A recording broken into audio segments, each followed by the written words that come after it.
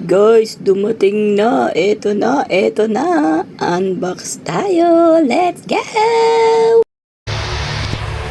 Hi guys! So, dumating na po pala yung aking in-order on TikTok. So, we're going to open this one right now. So, tara, unboxing tayo. Hindi yung isang tao yun unboxing tayo ng literal na parcel. Okay? Let's go! Hey guys! Dumating na yung parcel natin. So, let's do a quick unboxing. Anyway, if gusto nyo rin ng ganito, check the link in my bio. So, para maka-order din kayo. I ordered several items pero unahin natin tong isa. 2XL combo set, isang t-shirt, isang shorts. So, let's check it out guys.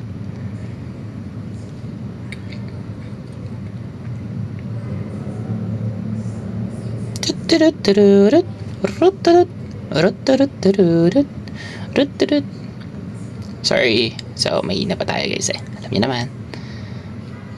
Alright, here we go.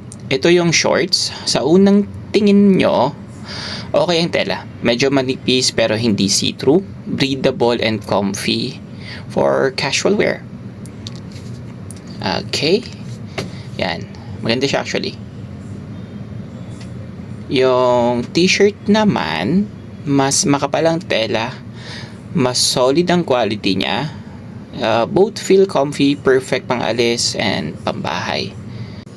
Guys, same time pang gym, fit na fit to. So guys, eto na po yung fit niya. So actually guys, it really feels comfortable. Really, and hindi siya ganon kanipis. It really is a good fit. Yan po, 5'7" po ako in height. And 2XL po yung in-order ko. So, yan po. So, yan po yung fitting niya. So, sideways, front, and back. Alright! So, let's do the overall check.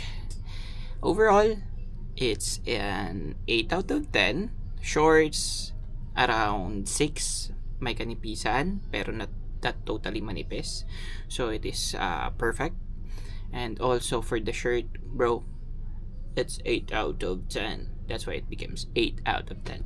Kasi yung shirt naman, it really has more thickness kesa sa shorts. Breathable, comfy, ready for gym, etc. Kahit saan pwedeng panggalan ng mall. San ka ba yan? Diba? Paminsan-minsan lang tayo makabudol sa TikTok. Lubos-lubusin nyo na guys. Guys, di sayang yung pera nyo dito. Come on. The link is on my bio and I will just put it here. So, come on.